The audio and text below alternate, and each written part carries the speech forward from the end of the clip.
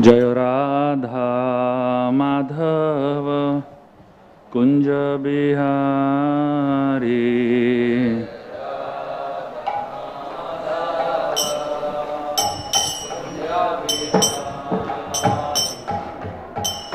जय राधा माधव कुंज बिहारी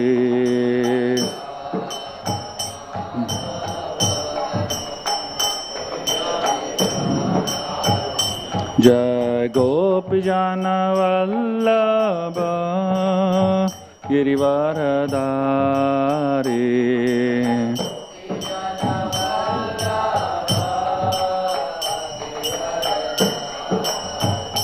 जय गोपी जन वल्लभ गिरिवरधारी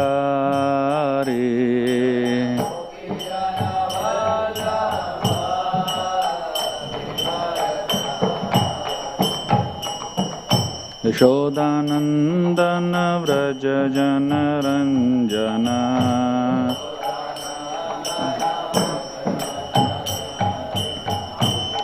यशोदानंदन व्रज जन रंजन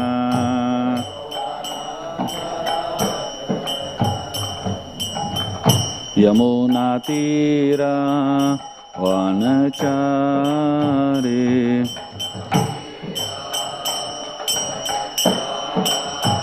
यमुना तीरा वनचारी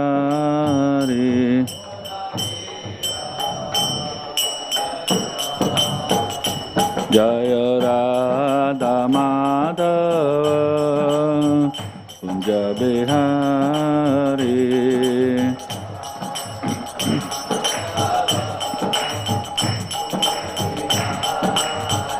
जय गोपी जन वल्लभ गिरिवरधारी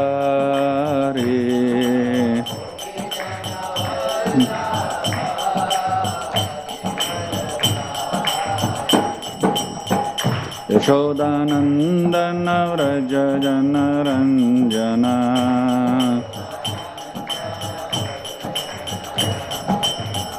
यमुना तीरा वनचारी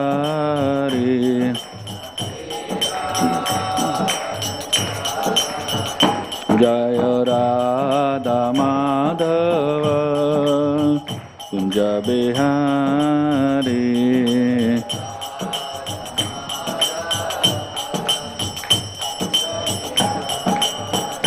जय राधा माधव कुंज बिहारी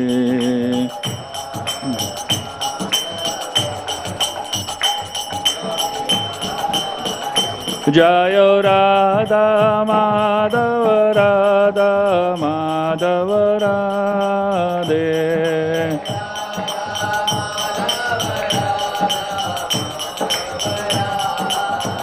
जय राधा गोपीनाथ राधा गोपीनाथ राधे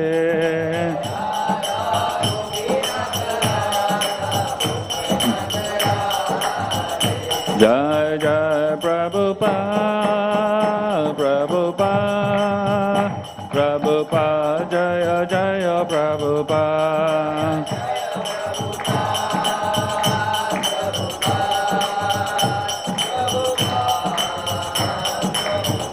नित्य गौर हरि बोल हरि बोल हरि बोल नित्य गौर हरि बोल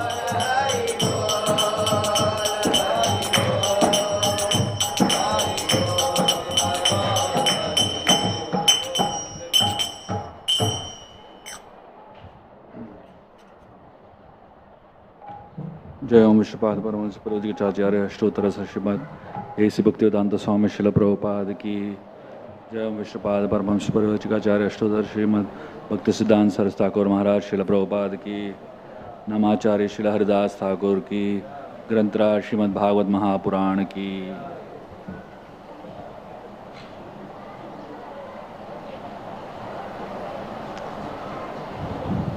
Om Namo Bhagavate Vasudevaya.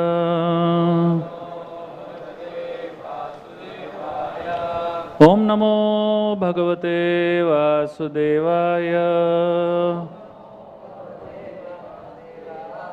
Om Namo Bhagavate Vasudevaya.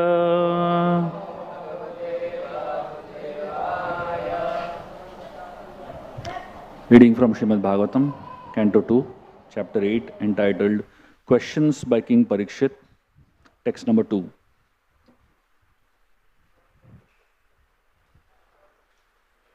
Etat veditum ichchami Tattvam tattva vidamvara Harer adbhuta viryasya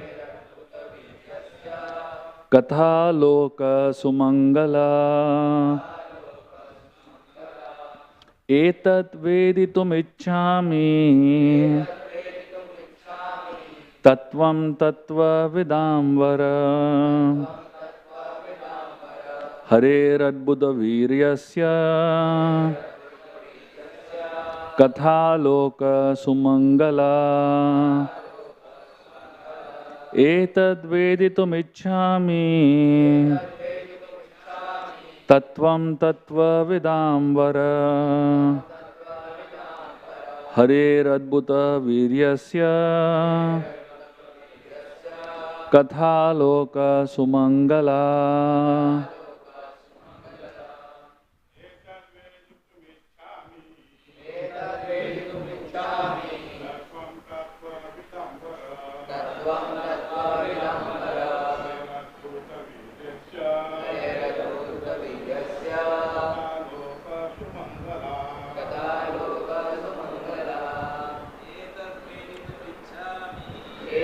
Veditum ichchami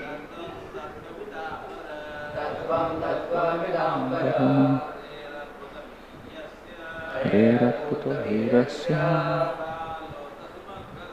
Katha loka sumangala Veditum ichchami Tattvam tattva vidamvara Harer adbhuta viryasya Kaloka sumangala Tatveditum ichchami Tattvam tattva vidamvara Harer adbhuta viryasya Kaloka sumangala. Matajis. Tatveditum ichchami Tattvam tattva vidamvara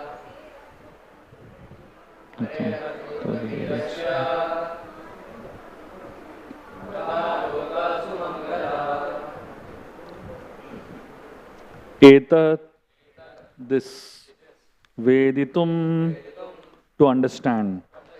Ichchami, I wish. Tattvam, truth. Tattvavidam, of those who are well versed in the absolute truth. Vara, O best. Hare, of the Lord. Adbhuta viryasya, of the one who possesses wonderful potencies. Katha, narrations. Loka, for all planets.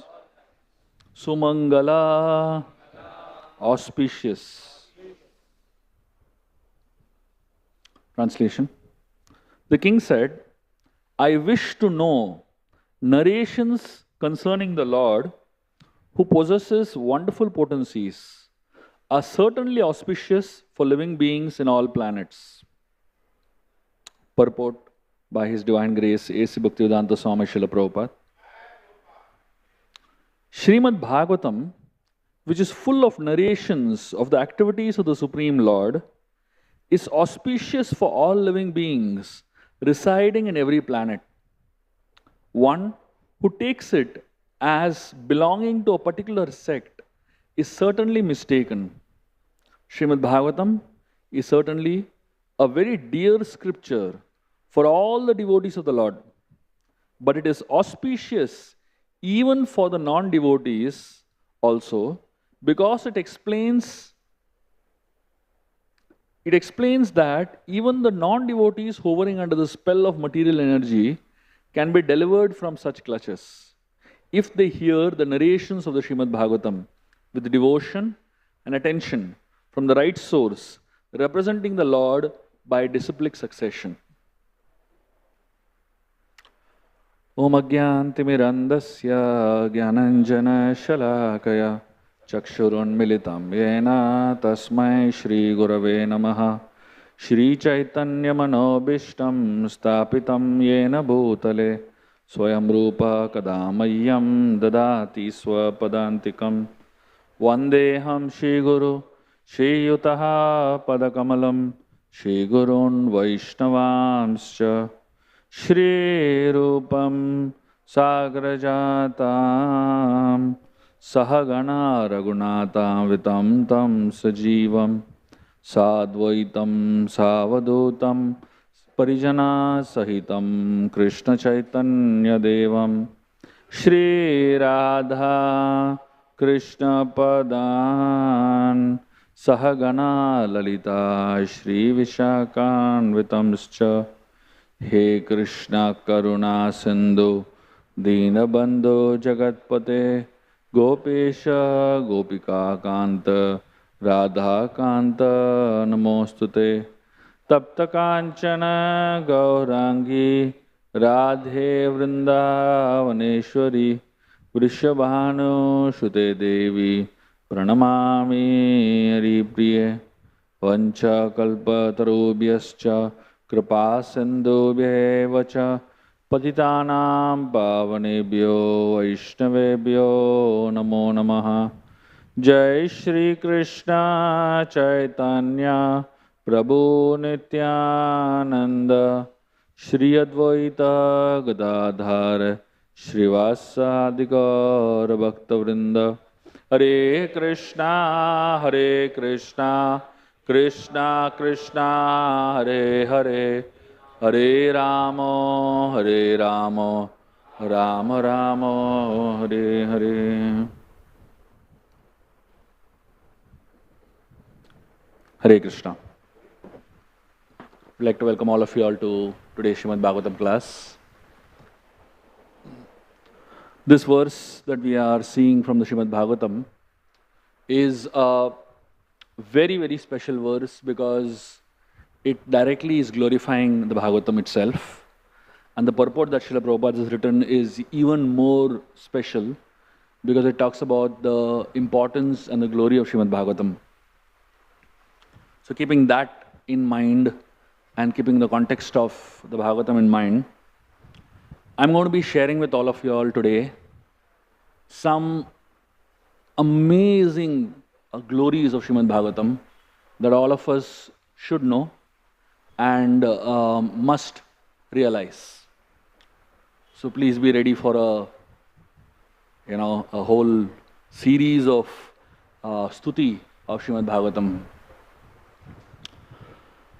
So when Lord Chaitanya Mahaprabhu was instructing Sanatan Goswami, he emphasized on 5 things: Sadhu Sangha, Nama Kirtan, Bhagavata Shravan, Mathura Vasa, Shri Murtaya, Shraddhaya Sevana. So he said that a devotee should chant the holy names of the Lord, first associate with the devotee, Sadhu Sangha, and in the Sadhu Sangha, Nam Kirtan, chant the holy names of the Lord, and Bhagavat Shravan, hear the glories of Srimad Bhagavatam, and reside in Mathura. Reside in Mathura essentially means go to holy places, but also make your house a holy place. And Shri Murtira Shraddhaya Sevana, that means with faith worship the deities. And then Lord Chaitanya said, Sakala Sadhana Shrestha Yai Pascha Anga, Krishna Prema Janama Yai Panchera Alpasanga. So these 5 forms of devotional service, 5 limbs of devotional service are the best of all. And even if you perform slightly one of these, you'll achieve perfection, and your love for the Lord will awaken. So, the Bhagavatam has always been glorified in various scriptures and by various acharyas as the most important element, one of the most potent elements of your spiritual lives. So, Srila Rupa Goswami, in the Bhakti Rasamrita Sindhu, he gives a series of verses glorifying these 5 items. And so, while he is giving a series of reasons why, glorifying the Srimad Bhagavatam, glorifying these 5 limbs, Rupa Goswami talks about how these 5 practices have extraordinary potency to bring in pure love of God in your hearts. And then, while he is glorifying all these 5 practices like that, Rupa Goswami suddenly gives a warning. He gives a warning. In fact, he gives 2 warnings. The first warning is a very famous warning that Rupa Goswami gives, where he says, "My dear friend, if you are indeed attached to worldly friends, don't look at the smiling face of Lord Govinda as he stands on the banks of Yamuna at the Keshi Ghat. Casting his sidelong glances, he places his flute to his lips, which seem like newly blossomed twigs. His transcendental body, bending in 3 places, appears very bright in the moonlight." So he's giving a warning to all those people who are wanting to enjoy material life. Don't go to Yamuna, and on the banks of Yamuna, don't stand at Keshi Ghat, and even if you go there, don't look at Krishna, who's standing there with 3-fold bending form. Because once you go there and you see Krishna there, you will never be able to enjoy your life. I mean, imagine the situation of all of us, isn't it? Isn't that how it happens? We kind of innocently come to Krishna consciousness, and somehow we see the 3-fold bending form of Krishna in Vrindavan, and that's it. The attraction for all mundane pleasures goes away. Wish we had heard this warning of Rupa Goswami in the beginning. Now we could have reconsidered it. So Rupa Goswami is kind of giving a warning to everybody who is materialist, who is a non-devotee. Come here and you do this one mistake, your life is over. And then Rupa Goswami goes on to give a second warning, which is not so popularly known. But it's a very interesting warning, and this warning is about Srimad Bhagavatam.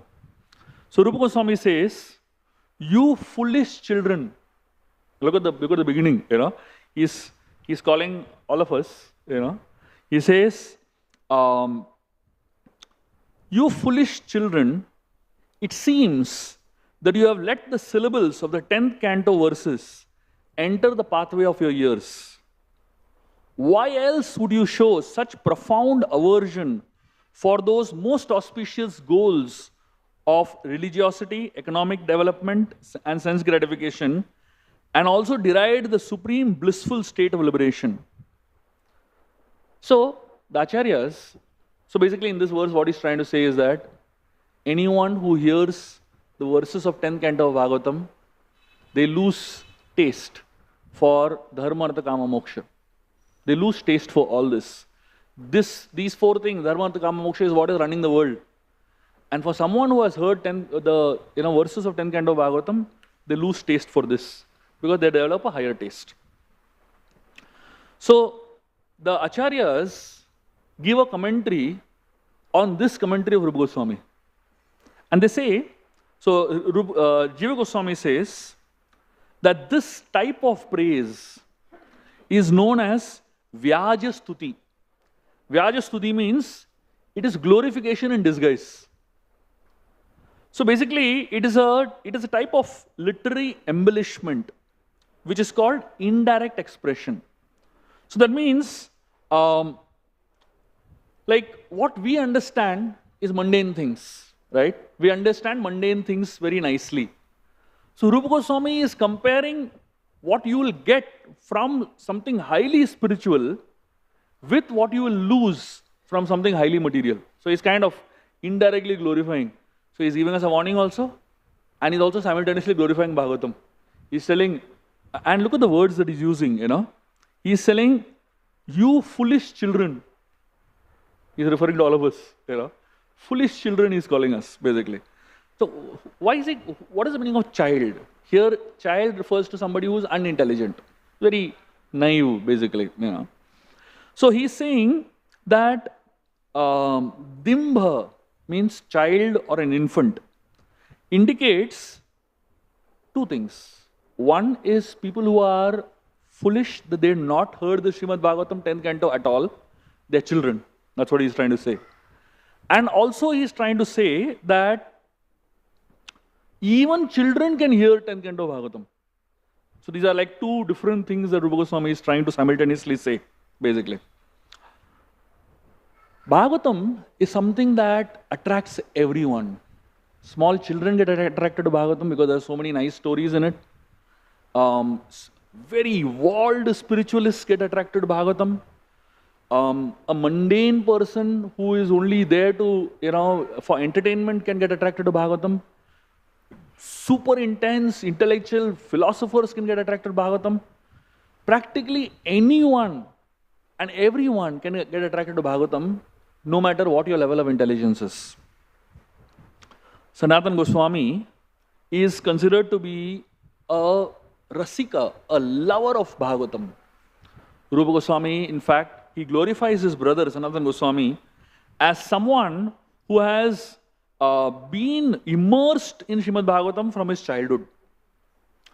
So this is much before Sanatan Goswami met Chaitanya Mahaprabhu also. Sanatan Goswami was completely immersed in the study of Srimad Bhagavatam. And Sanatan Goswami had a very special relationship with Srimad Bhagavatam. In fact, Sanatan Goswami, when he was Sakar Malik in Nawab Hussain Shah's kingdom, he was a minister in Nawab Hussain Shah's kingdom.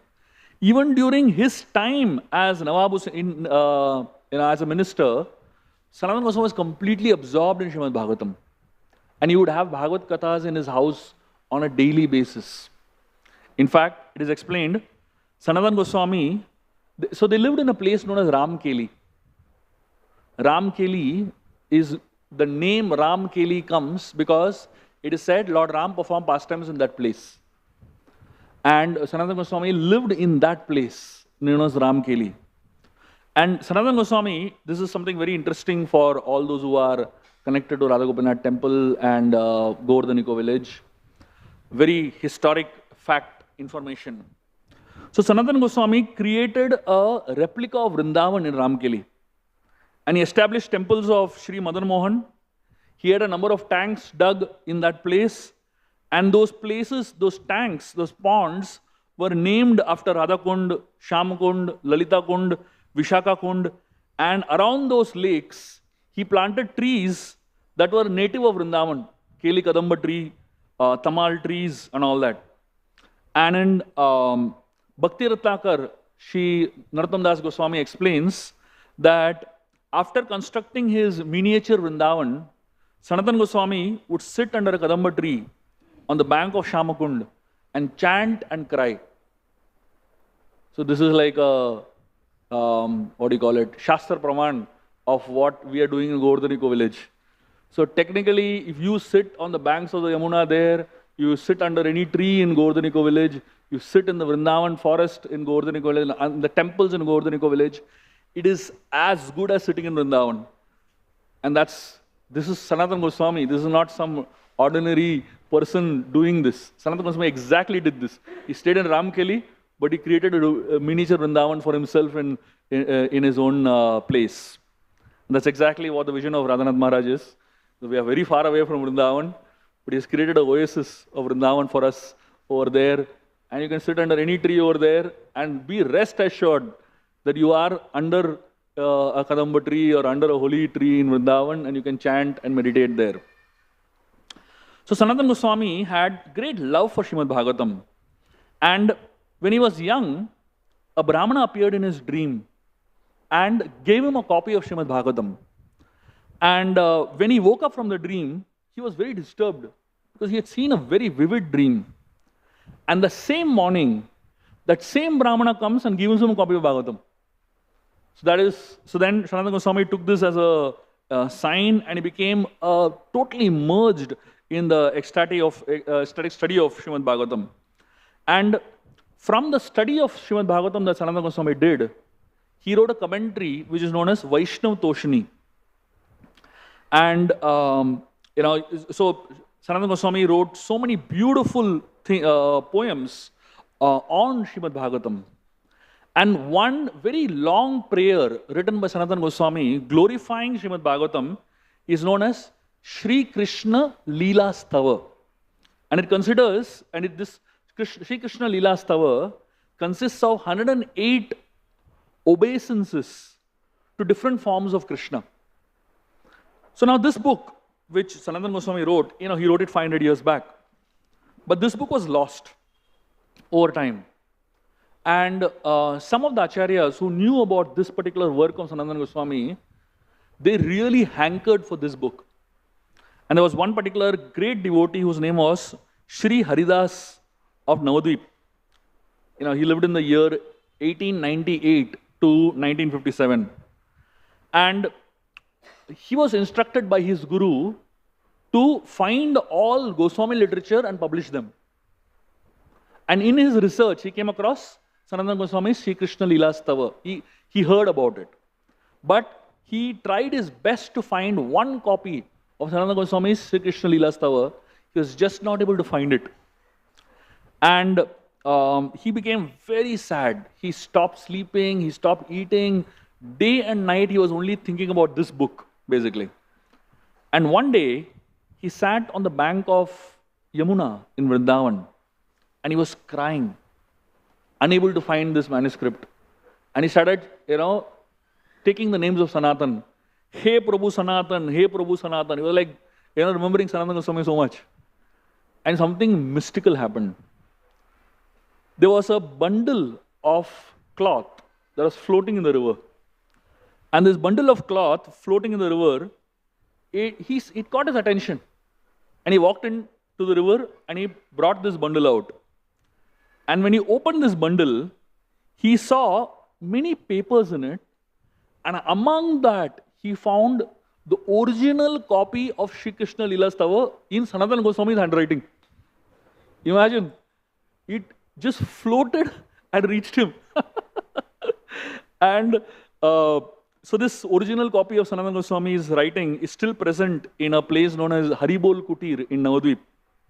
And in that Shri Krishna Leela Stava, Sanatan Goswami glorifies Srimad Bhagavatam in amazing ways.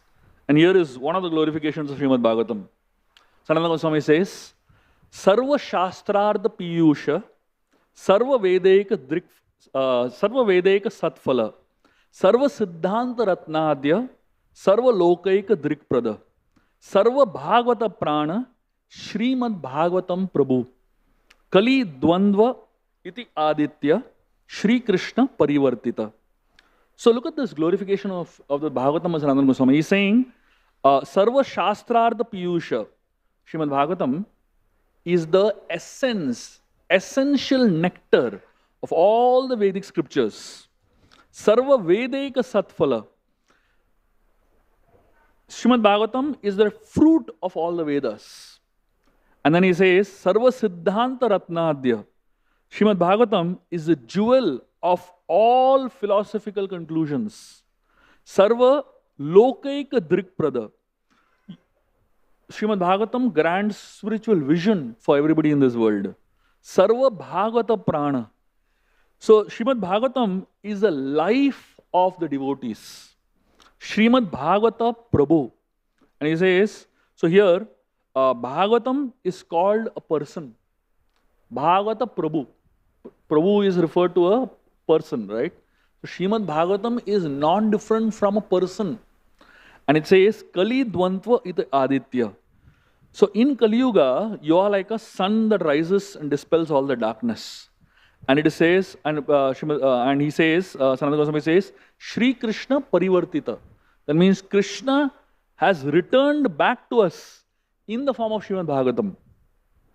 And then Sanatan Goswami goes on to say, Madek Bandhu Mad Sangin, Mad Guru Mad Mahadhana, Man Nistaraka Mad Bhagya, Mad Ananda Namostute. He says, Srimad Bhagavatam is my only friend. Mad Ek Bandhu. Mad Sangi. Srimad Bhagavatam is my companion. Mad Guru. Srimad Bhagavatam is my teacher. Man Mahadhana. Srimad Bhagavatam is my greatest wealth. Man Nistaraka. Srimad Bhagavatam is my deliverer. Mad Bhagya. Srimad Bhagavatam is my good fortune. And he says, Mad Ananda. Srimad Bhagavatam is my only joy. So like this, he is glorifying Srimad Bhagavatam. And he says, Asadu Saditam Dainyin.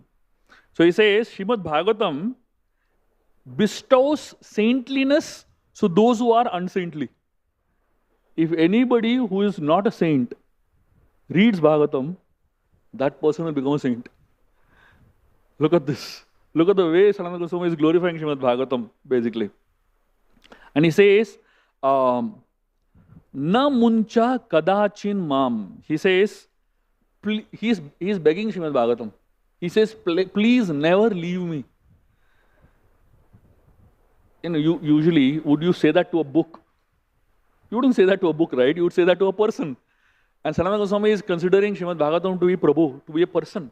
And he's saying, don't ever leave me. So like this, Sanatan Goswami is glorifying Srimad Bhagavatam so much. When Shukadeva Goswami spoke Srimad Bhagavatam to Parikshit Maharaj on the banks of the Ganga, Parikshit had just 7 days to live. Because Shringi had cursed Parikshit. And Parikshit was not knowing what to do. So he went and asked many saints, what should I do? I have only 7 days to live. What should I do? He asked many saints there. He asked Vyasdev, he asked the Brahmarshis, Narad Muni, and he asked so many people. And in spite of asking so many people, he never got a satisfactory answer. What he should do in those 7 days. And at that time, Shukadeva Goswami comes there.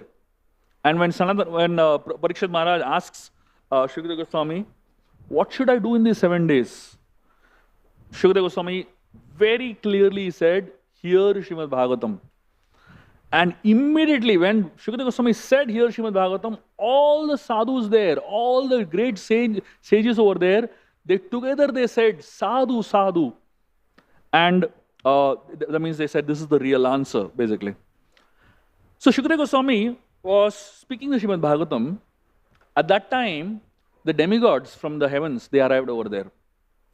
And they brought along with them a jug filled with Amrit, nectar of immortality. So they told, Shukadeva Goswami, they said, so basically anybody who drinks this Amrit, like say for example, Brahma, so any demigod takes one sip of this Amrit, they live for 1 day of Brahma, which is 1 kalpa. They have a long life just by drinking 1 drop of the nectar of this Amrit. So they got a full jug of this Amrit, the demigods. And they told Shukadeva Goswami, please take this jug of nectar and give it to Parikshit Maharaj. You also drink from it, And so if you drink this nectar, the Parikshit is not going to die. So the 7 days program is not needed, basically. So they said, in exchange for this nectar that we are giving you, give us the nectar of Bhagavad Katha.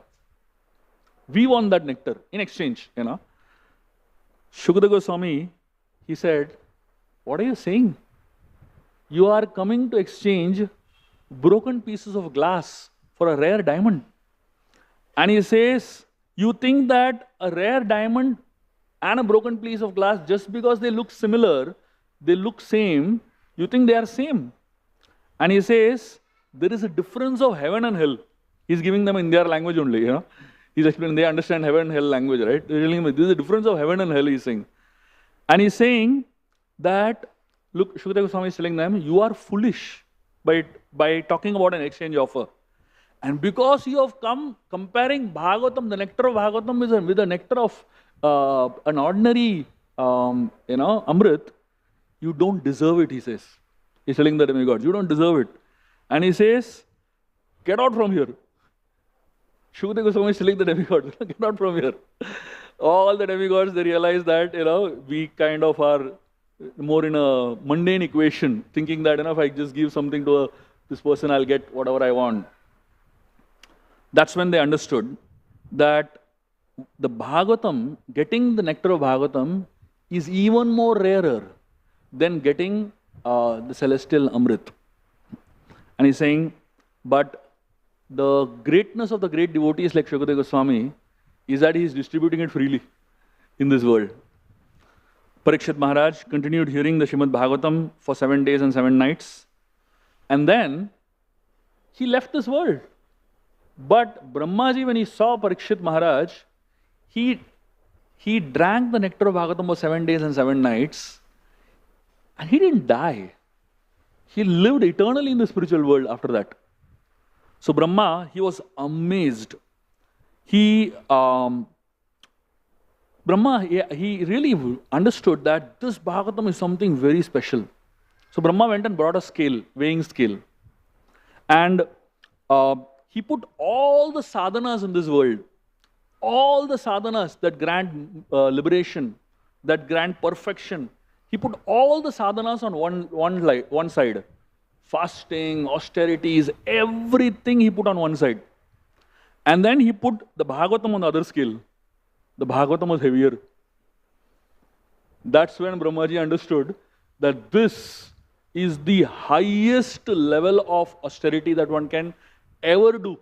The highest level of devotion one can ever do. So sitting in a Bhagavatam class, don't think you're not doing anything, very great. You can't do anything higher than this. The highest thing you can ever do in your life is sit and hear Bhagavatam. That's all. In the Padma Puran, there is a very, very beautiful conversation between Suta Goswami and the sages of Naimisharanya. And in this conversation, so Suta Goswami is narrating a story to the sages of Naimisharanya. And he talks about Narad Muni one time visiting Badrika Ashram. And Narad Muni was looking very sad and dejected. He was not his regular, happy, joyful person. So the sages asked him, what happened? Have you lost something? Are you sad about something? You're such a great devotee, you can't be trapped by Maya. Essentially, that means anybody who's looking sad is essentially trapped by Maya in some way or the other, basically. And great devotees of the Lord are not trapped by Maya, and therefore they are always blissful. So Narad Muni, he explains, I've traveled the length and breadth of the world, but Kali Yuga has begun rampantly. And he says, I am experiencing quarrel, hypocrisy, jealousy, envy, enmity everywhere in Kali Yuga. And then he speaks about all the things that he has observed in Kali Yuga around that time. And you can imagine, Narad Muni, this is like probably the beginning of Kali Yuga. And whatever he has observed is like much more today. So he's saying, truthfulness, austerity, cleanliness, mercy, charity are nowhere to be seen. Fallen entities, they take pleasure in telling lies. And they are simply engaged in filling their bellies. They are lazy, less intelligent, unfortunate, always disturbed. And he says that in Kali Yuga, humans are only engaged in animalistic activities. For them, money is sweeter than honey. And they are completely devoid of sadhu sangha. And he says that men have developed so much greed that they will do anything for money.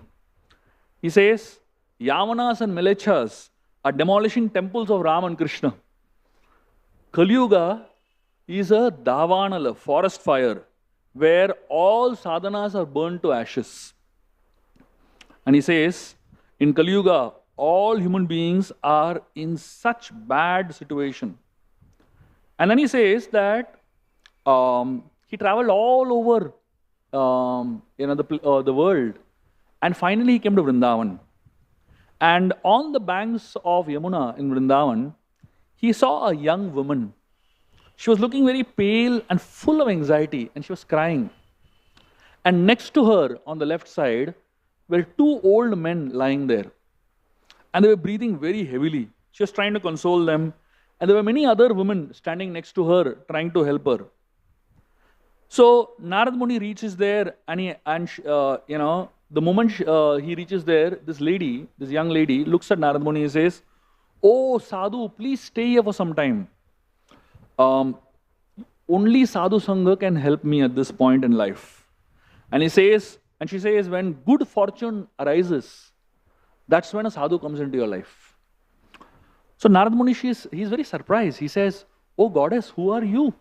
And who are these two old men lying on your left side? And who are all these women standing and trying to console you? What is causing you so much pain?" And this young woman, she says, "I am Bhakti Devi. She is a personification of Bhakti. And these two old people that are lying next to me are my two sons, Jnana and Vairagya. In Kali Yuga, this is their condition. Jnana and Vairagya become old invalids, literally. They can't even get up by themselves. And all holy places are these ladies that are standing next to me. And here Ganga Devi is standing. So he's saying, though all these holy places are standing next to me, I'm not feeling happy." So she then starts describing her own story. She says, "I was born in Dravidadesh in South India. And I was nourished in Karnataka. And I stayed in Maharashtra. And then I went to Gujarat." So she says, Kali Yuga is prevailing there very strongly. Now, I'm not sure exactly what this is meaning, but that's what the reference from the Padma Puran says, basically. And she says, while I was there, so many miscreants were hitting me very badly. And my sons and I became very old just by staying in materialistic places. I don't know what she will do when she comes to Bombay today, It's pathetic, isn't it? This is like Padma Puran story, such an old story at the beginning of Kali Yuga. This is her state. Today's state will be like even more worse, isn't it? So she says, after traveling a lot, finally we reached Vrindavan. And as soon as I entered Vrindavan, I regained my youth. Bhakti Devi says. But my two sons, they still have not got back their youth. And I have decided to leave from here and go to some foreign countries. Like that Bhakti Devi is telling Narad Muni. So imagine, technically, if you see, it's kind of allegoric to what is the situation today. When people take up Krishna consciousness in the Western world, they're actually more serious than people in India most of the times, isn't it? So Bhakti Devi is seriously considering going to foreign countries, basically. And she's saying, why is this happening to me? So Narad Muni, he becomes very disturbed hearing Bhakti Devi's situation and her story, basically. And he tells her that I will surely find a solution to your problem. And Bhakti Devi, in her concern and her pain, she asks Narad Muni, this Kali Yuga is such a terrible age, so much suffering. Look at what has happened to us. She says, why did Parikshit not beat up Kali and kill him that time only? If Parikshit had killed him that time and not left him and given him some places to stay, we would not have been in such a bad state. And when Narad Muni is asked by Bhakti Devi like this, Narad Muni gives explanation of why Parikshit did not kill Kali at that point, Kali Purush. So Narad Muni tells, Parikshit is Saragrahi. That means he accepts the good and rejects the bad. So in anyone, Parikshit sees if there is any good quality in them. And Parikshit, when he inspected very carefully, he saw that in Kali there is one very, very good quality, which is that Kirtanadeva Krishnasya Mukta Sangha Param Vrajet. If someone does Hari Kirtan in Kali Yuga, they easily obtain liberation. So now the same opportunity is not available in other yugas. So that means in other yugas, you have to do a lot of tapasya, you have to do samadhi, you have to do jnana, and you have to do so many complicated things. But in Kali Yuga, you can get it only by Hari Kirtan. And he was thinking, Parikshit was thinking, if I kill Kali, then this such an easy way to perfect your life will also go away. So he says, I don't want to kill Kali. And then Kali Yuga, people are engaged in such bad activities, such sinful activities. But there's one good quality that is there in Kali Yuga, therefore he has left Kali alive. So Bhakti Devi says, I am so fortunate that I met you. She says, all this time I was thinking, I was actually offending Parikshit Maharaj by thinking why he didn't kill Kali. Because all the problems in my life are due to Kali's being alive. But because of Sadhu Sangha, now I have realized how important Kali is. So then she asks him, asks Narad Muni, what should I do now? So Narad Muni, he's trying to inspire the two sons of Bhakti Devi, Gyan and Vairagya, to get up. But no matter how much he tried, they're not getting up only. He sits next to them and starts reciting Upanishads. He starts reciting Vedas. When he recites Upanishads and Vedas, they wake up for 1 minute, go back to sleep, basically, So Narad Muni becomes very, very sad. And he starts thinking of Lord Govinda. And as Narad Muni is thinking like this, suddenly he hears a voice that tells him, go and seek your answer from sadhus. So Narad Muni gets up and goes to Badrika Ashram, where he meets the 4 Kumaras. And he takes, so basically when he goes to Badrika Ashram to meet the 4 Kumaras, automatically there the Bhakti Devi and her 2 sons also appear over there along with all the rivers, basically. And the Kumaras assure that the only way to revive the 2 sons of Bhakti Devi and give back their youth is recite Srimad Bhagavatam. And then they start glorifying Srimad Bhagavatam as if they had 4 mouths. And they tell Narad Muni that simply by oral reception of this Vedic literature, you will feel love of Krishna arising in your heart. And it immediately extinguishes the fire of lamentation, illusion, and fearfulness. Simply by hearing with rapt attention from the right source, you can easily develop Prema Bhakti. And it says, no other sadhana is required.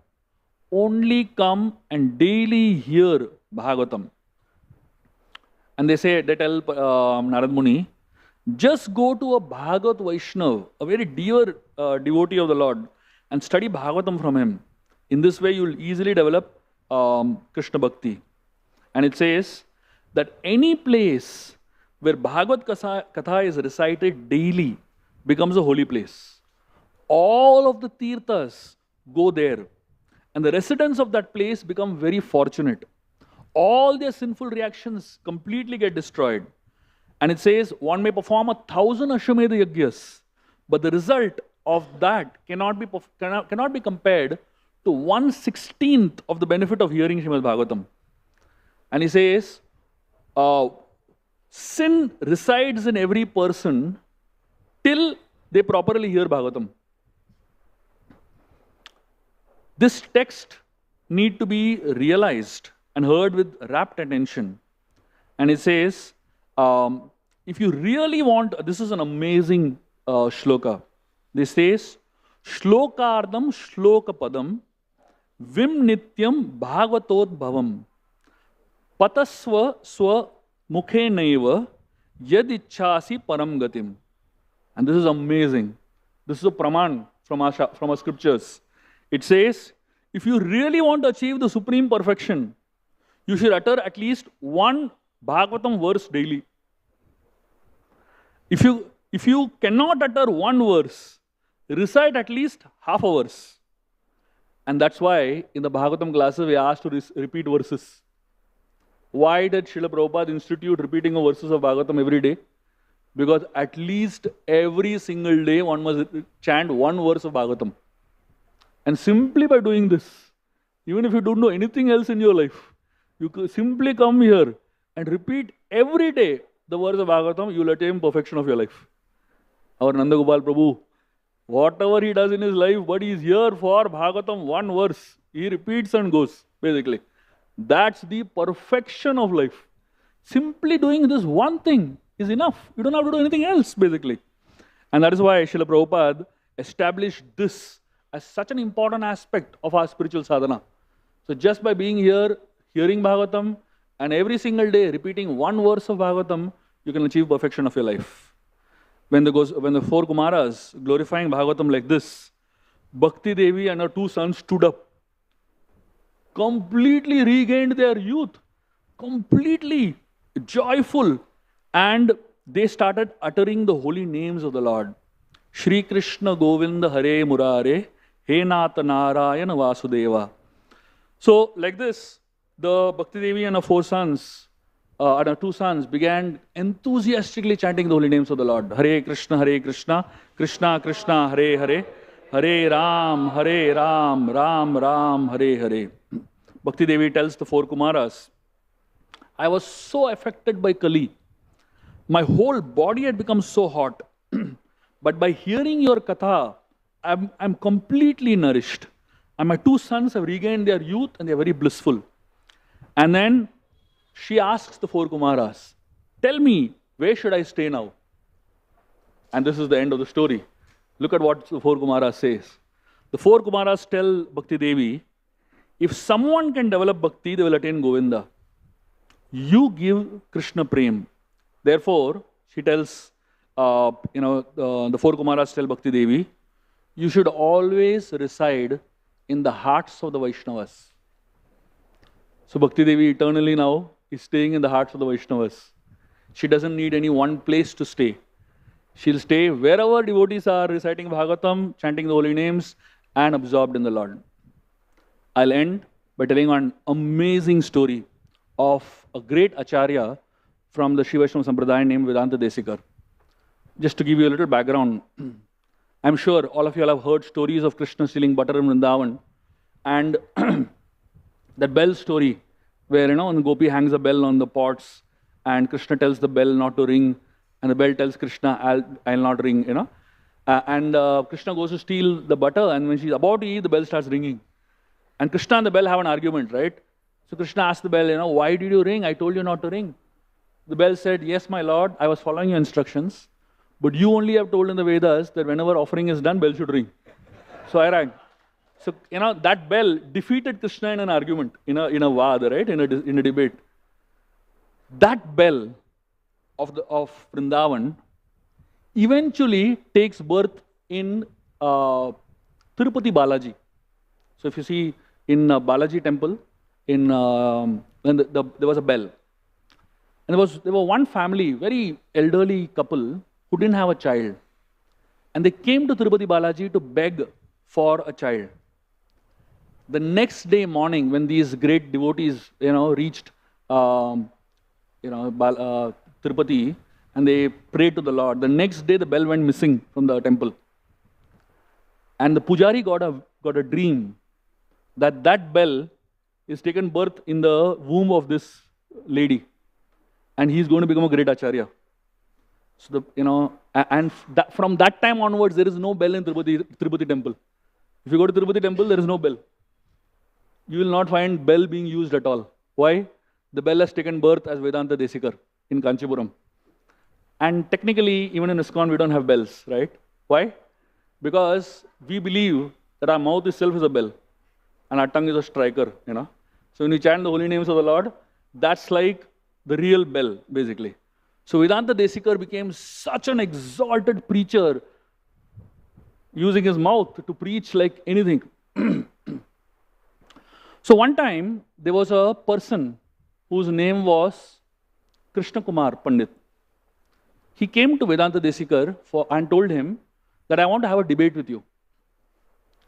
Vedanta Desikar is such a great scholar, And this person was a scholar of some philosophy, basically. He said, I want to have a debate with you. Vedanta Desikar say, see, you focus on your life, I'll focus on my life. Why you want to have a debate and all? This person said, no, I want to have a debate.